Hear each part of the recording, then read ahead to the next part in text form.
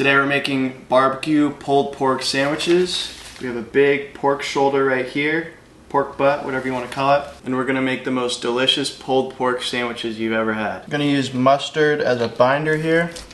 Make sure that seasoning sticks. You won't taste the mustard, but it'll just help the seasoning stick. Now we're gonna add some seasoning. Give a nice coating all over.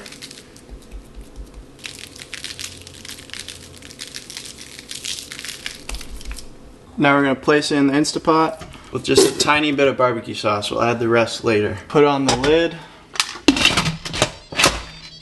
We're gonna slow cook on high for about 6 hours. Now we're going to toast our buns a little bit. Get some butter, let that melt. Place down your buns, make sure they get full contact. Look at that, perfectly golden brown. So it's done, 6 hours later. We're gonna save all this liquid and put it into a bowl in case we want to save it after and add it back after shredding the meat. That's flavor right there. To this, we're gonna add back in just a little bit of those juices. Not too much, but just enough. Then add your favorite barbecue sauce. Oh yeah. You can never have too much sauce. Mix it all up. More barbecue sauce, baby. Oh yeah. Now look how saucy it is. Look at that.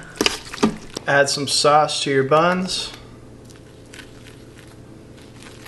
Add your pulled pork, coleslaw, homemade pickles. Oh yeah. Homemade pickled onions. Wow. Cheers.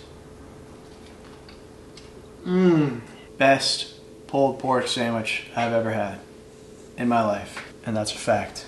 Let's take another bite. Why not? And of course we're using Macho's seasoning right here, Mars Dust. You bring this to the barbecue and you rub this all over your meat. Everyone's gonna want your meat. Trust me on that. If you wanna buy this, links in the description. Thank you so much.